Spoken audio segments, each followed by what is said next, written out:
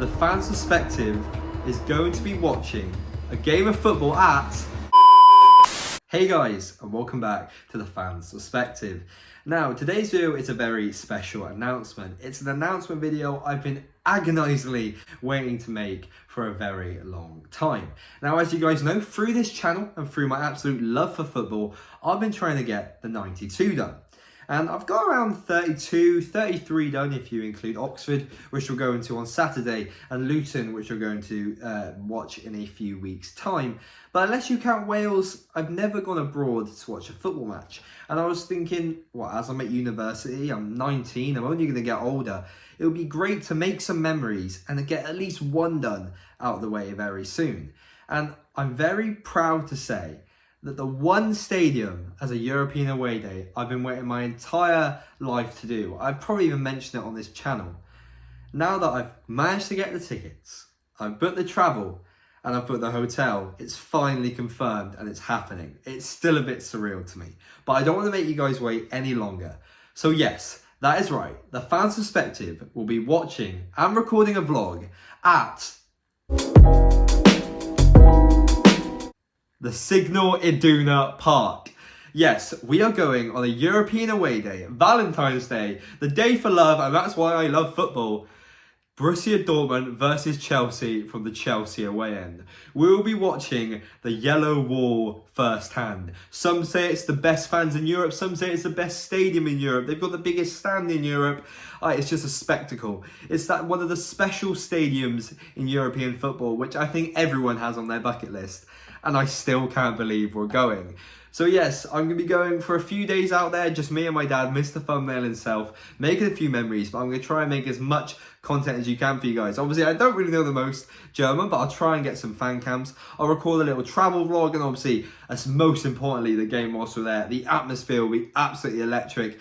Hopefully for the Chelsea away end, because of all these new signings, we should be able to get Dortmund out of the way, because even though obviously they're always title challengers in Germany, realistically, we should be able to get past them, especially with the money that we've spent. But if you haven't already, make sure you smash that subscribe button and hit that notification bell so you stay tuned for that video, because it's going to be absolutely insane.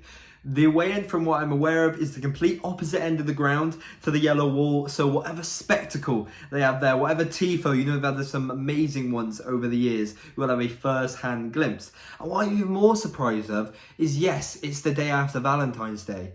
And it's obviously German, have the regulations for their ticket prices.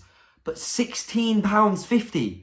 That's an absolute bargain. Like, I prefer not to speak, as Jose Mourinho quite rightfully said, about how much the travel cost.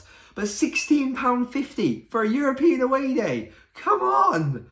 To look at that at a different perspective, I think I paid £64 to watch Wimbledon versus Grimsby.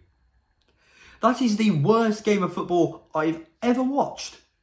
But yeah, so that is it. I'm very happy to announce that we'll be going to the Signal Iduna Park to watch Chelsea versus Borussia Dortmund in the Champions League. But to fill the rest of this video, I thought you guys might be interested in the squad I want to play in that, starting off with the goalkeeper. So obviously, it's only one man to choose from here really. You've got Kepa Arrizabalaga. He started the season as second fiddle, but the Spanish shot stopper has had an amazing season. Ever since Mendy was sidelined for injury, he's played 17 games, and Chelsea have only lost 5 of them. Yes, he's conceded 16 goals in that time, but 5 of which were against Manchester City, and 2 of the 4 when he got pummeled by Brighton were put in the back of the net by his teammates. He's got the second best save percentage in the Premier League at the minute, just behind Nick Pope of Newcastle United, and what a season they're having. So yeah, I think there's only one real contender for this, especially the saves he was doing against Crystal Palace. Madman. Now, going off the basis that I think Graham Potter is trying to introduce a fluid 4-3-3 system to this Chelsea side, obviously we've got the left back and the right back. Now, for the fullbacks, I'm being hopeful. If Reece James is fit, he has to start. On his day, he is the best right back in world football. He can attack, he can defend, he does everything perfectly, and he really is the key cog in this Chelsea side. But if he's not, Chalobah's been playing pretty well there. Obviously, it's not his natural position, but he's a man that can play midfield. He can play centre-back, he can play full-back. He's a real decent player, and I think he's going to spend a lot of time at this club. And at left-back, yet again, if he's fit, I don't really know what's wrong with him at the minute. You got Ben Chilwell. when Reece James and Chilwell were just bombing down those wings under Thomas Tuchel, they were just destroying sides, and then it all fell apart with injuries. If not, you got to put Cucurella. Yes, Lewis Hall's been playing well, but you got to have someone that's got experience and calibre, and I really think Cucurella is really warm into this side. The back two, you have a lot of options now. You have Koulibaly, but I just think he's a little bit too much of a flaky defender in my opinion. One of them is confirmed, it's Thiago Silva. He's the best defender at the club. 38 years of age, he's aging like a fine wine, and he's arguably the best centre-back of his generation.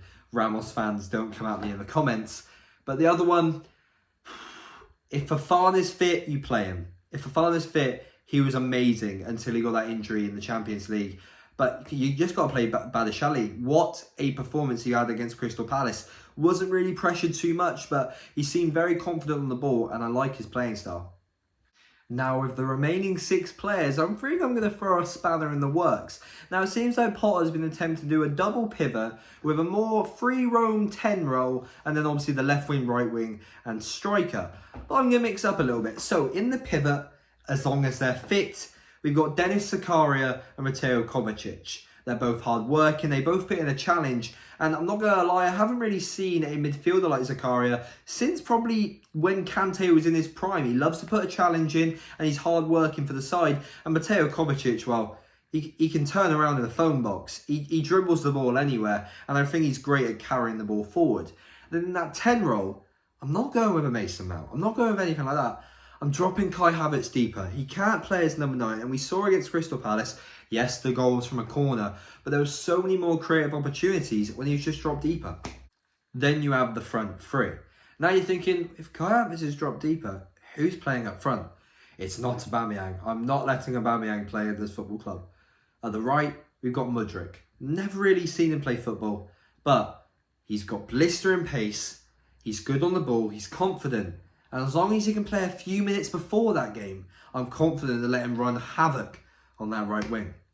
On the left wing, we've got the new boy, the guy that loves a red card in the London derby. That is right, João Felix. What a player. When he was on the pitch against Fulham, he was the best player on the pitch by miles. His first Premier League touch was a nutmeg.